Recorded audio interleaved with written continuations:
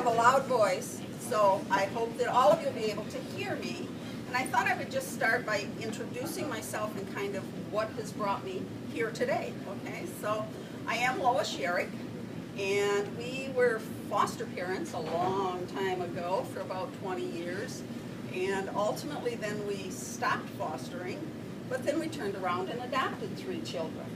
So all of those kids are now pretty much adults. Our youngest one is 17, and our 3 youngest ones actually came to Madison to school, so this is like coming home again. and some of the teachers will no doubt remember some of my children because they liked lots of attention, I guess is what I would say about that. So at any rate, near the end of when we fostered, I started working for Catholic Charities. And I started out kind of as a program assistant to the foster care program. And then for a multitude of years, I licensed foster parents. So then, kind of now trying to work myself out of a job. So I'm not really ready to retire, but I wanted something less strenuous than the work of fostering, or not fostering, of licensing foster parents. So I've kind of asked them for me to go back to the same job I had when I came in, and that was kind of supervising visits, filing, and just doing some, I don't know, whatever. Other duties as assigned. As you get to be adults, there's always that line at the bottom of your job description. Other duties as assigned. So that's kind of what I'm doing right now, but I want you to know that because I've kind of had a finger in a lot of these areas. So I have to tell you that I read One for the Murphys, and I even read the end, so I heard you guys haven't gotten there yet. But Mrs. Wells gave me the first, I don't know, bazillion chapters, but she said I didn't get the last 10 run off, so I got to that point and I thought I've got to have it. I got to know. She's got to know. So I told her not to give anything away. So we're not really going to talk about that. But I wanted you to know that I have read what you've read so that I kind of have a concept maybe of what some of your questions might be. Some of the things that come immediately to mind for me for the book, and that may start some of this question stuff because I'm really hoping that's what this will be, is just kind of questions and answers to the best of your ability. First of all, I have to tell you, I only have knowledge of foster care in Michigan, more specifically Lenawee, Monroe, Jackson, Hillsdale counties. Because not all counties are the same, but we all function off of the master rules. So even in adult life, we follow the rules, we follow the law, we follow the policies and what have you. So, and like I say, this again is Michigan, so from state to state, it may vary some. And case to case, it may vary some, but I want you to know that. So, one of the first things that I noticed in the book was Carly did not see her parents through at least 50-some days, as I recall, but it is a state law and a mandate for child welfare that any child coming into foster care is entitled to see their parents at least once every 7 days. And actually the state has now made it so that the younger the child, the more they see their parents. So if I have a child in care that's under 3, they are typically supposed to see their parents 3 times a week for 1 hour each time. So they get 3 hours of visitation. We do have some exceptions where we kind of pare that down, but they're entitled to the 3 hours. So. The other thing that I wanted to point out before we really get into question and answers is that never ever is it a child's fault that they are in foster care. It is always an adult who has let that child down, who has not kept them safe, who has not provided for their daily needs, who has abused them. So, you know, foster kids are just like you guys. They're just kids living out of the circumstances. Many of our kids will have some more pronounced behaviors. We call those survival skills. Those kids have learned skills that have helped them survive in their biological home, and they don't go away when they come into foster care. But it's not the kid's fault. It's not the behaviors that got them there, ever, ever, ever. So What else?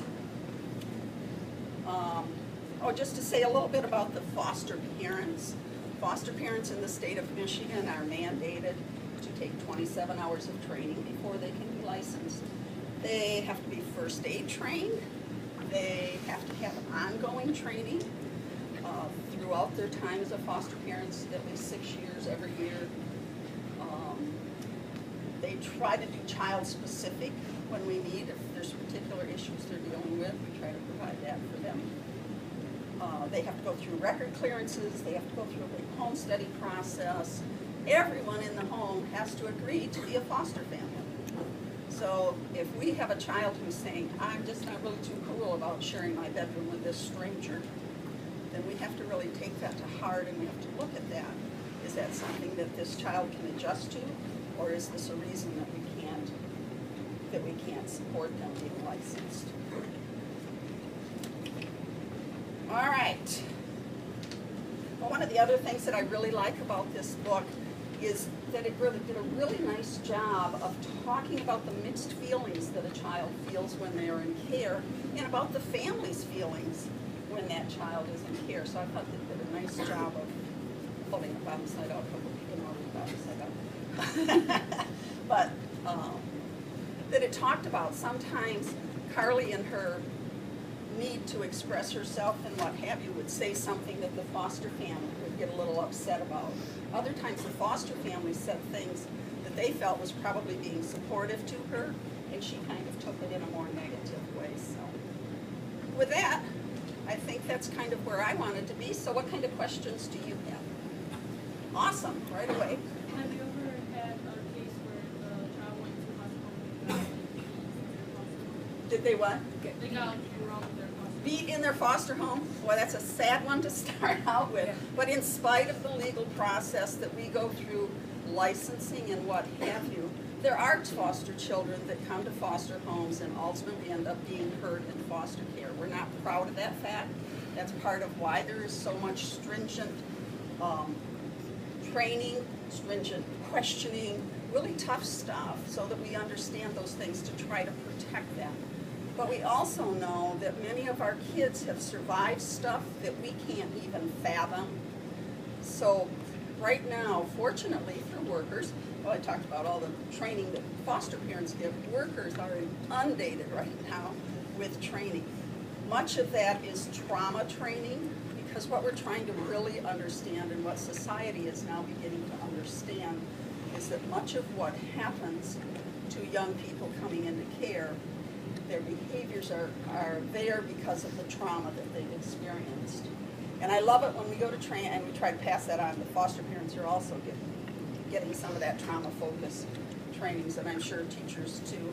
We're all getting tired of hearing Jim Henry's name, but he is an awesome dude who has really, really helped us to understand that whole trauma component for all of us, frankly. So it's not just foster kids that go through trauma. You know, we all have had some type of traumas in our life. So yes, it does happen. Foster parents are held to a higher standard of accountability when it comes to protective service issues. You know, like if we find out that a foster parent has smacked the hand of that 2-year-old who's reaching for stuff on the shelves, they can get into a whole lot of trouble about that. There is a no physical discipline policy for foster families. So, but many of the behaviors that they're dealing with, because kids have developed these behaviors out of this need for survival, are tough to deal with. There's not easy answers. They don't respond to the typical things that our average kids who've grown up in normal, whatever normal is, whatever, do not respond to those typical things. So that's a good question.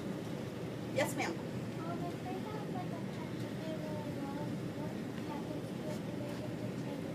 Okay, and it behooves me to think that if you're recording, they probably can't hear that. So I'm going to repeat the questions as they come up now.